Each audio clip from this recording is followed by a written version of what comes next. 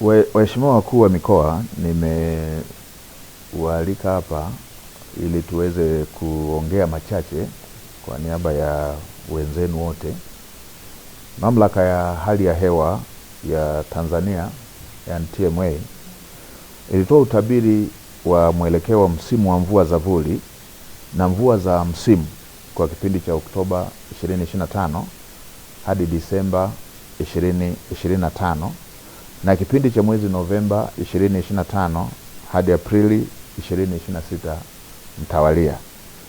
Na kutokana na utabiri huo, baadhi ya mikoa hapa nchini inatarajiwa kuwa na mvua za chini ya wastani hadi wastani kwenda chini ya wastani, na kutawaliwa na vipindi virefu vya ukavu na mtawanyiko wa mvua usioridhisha. Tathmini ya mamlaka ya hali ya hewa inaonesha hali ya kuchelewa kwa mvua inatarajiwa katika maeneo ya mkoa wako wa Dodoma, Mheshimiwa Mkuu wa Mkoa, mkoa wa Katavi, mkoa wa Kigoma, mkoa wako wa Singida, Mheshimiwa Mkuu wa Mkoa, Tabora, pamoja na mikoa ya Iringa, Mbeya, Mtwara, Njombe, Songwe, Rukwa, Ruvuma, pamoja na kusini mwa mkoa wa Morogoro. Na kutokana na taarifa hiyo, mamlaka ya hali ya hewa Tanzania nimeona ni vyema nitumie fursa hii kusisitiza masuala kadhaa muhimu kwa wananchi na mamlaka mbalimbali za serikali ili tuweze kujiandaa. Moja, Watanzania wote kujenga tabia ya kufuatilia kwa karibu taarifa za utabiri wa hali ya hewa pamoja na kuzingatia ushauri na maelekezo yanayotolewa.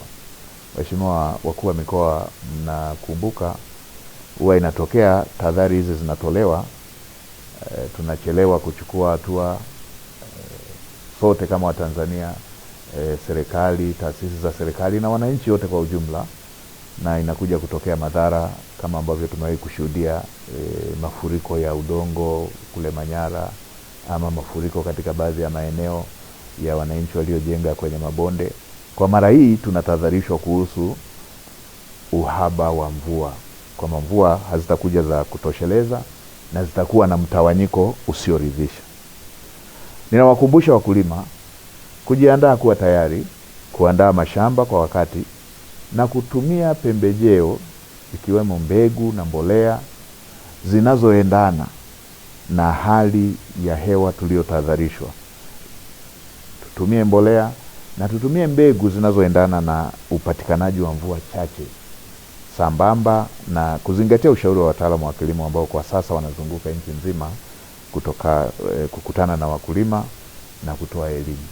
Pamoja na kuwa hakuna tishio la uhaba wa chakula, kwa sasa kama nchi tuna akiba ya ziada, tuna chakula cha kujitosheleza,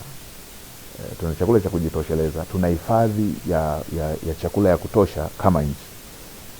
Lakini ni vyema wananchi waendelee kuzingatia matumizi sahihi ya chakula, ikiwemo kuweka akiba na kuepuka matumizi yasiyofaa, kwa sababu tumetahadharishwa kuhusu hali ya mvua kwamba hazitatosheleza, kwa hiyo huenda ikaathiri mavuno. Kwa ni vizuri tukaanza kuhifadhi akiba ya chakula tulionayo.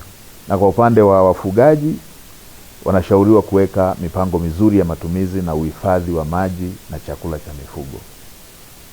Ni jambo ambalo mara zote tumekuwa tukielezewa, na ni vizuri sana tukalizingatia, hasa kwa wakati huu. Matumizi bora ya malisho, uhifadhi wa chakula pamoja na maji kwa ajili ya mifugo, ili yasijitokeze yale ambayo tumewahi kuyashuhudia ya upotevu mkubwa wa mifugo kutokana na uhaba wa chakula pamoja na maji. Wakuu wa mikoa pamoja na wakuu wa wilaya, wasimamieni maafisa ugani ili muhakikishe wanawatembelea wakulima na kutoa ushauri, ikiwemo matumizi sahihi ya mbegu kulingana na hali ya hewa badala ya kukaa maofisini. Tumekuwa na shida hii ya kila mtu kuwa anakaa ofisini.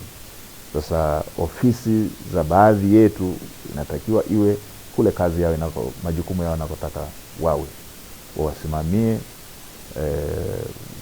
wawaelekeze, wawaelimishe wakulima, wawaelimishe wafugaji, ili madhara ya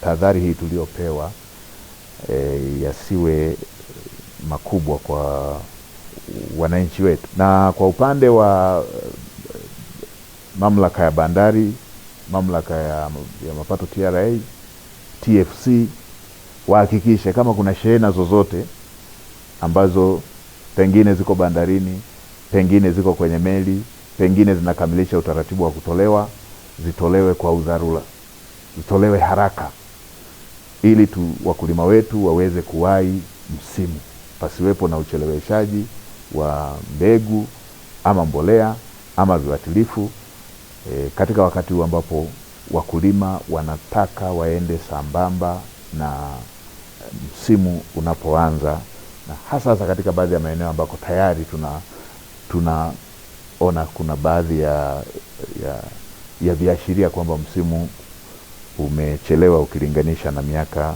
mingine.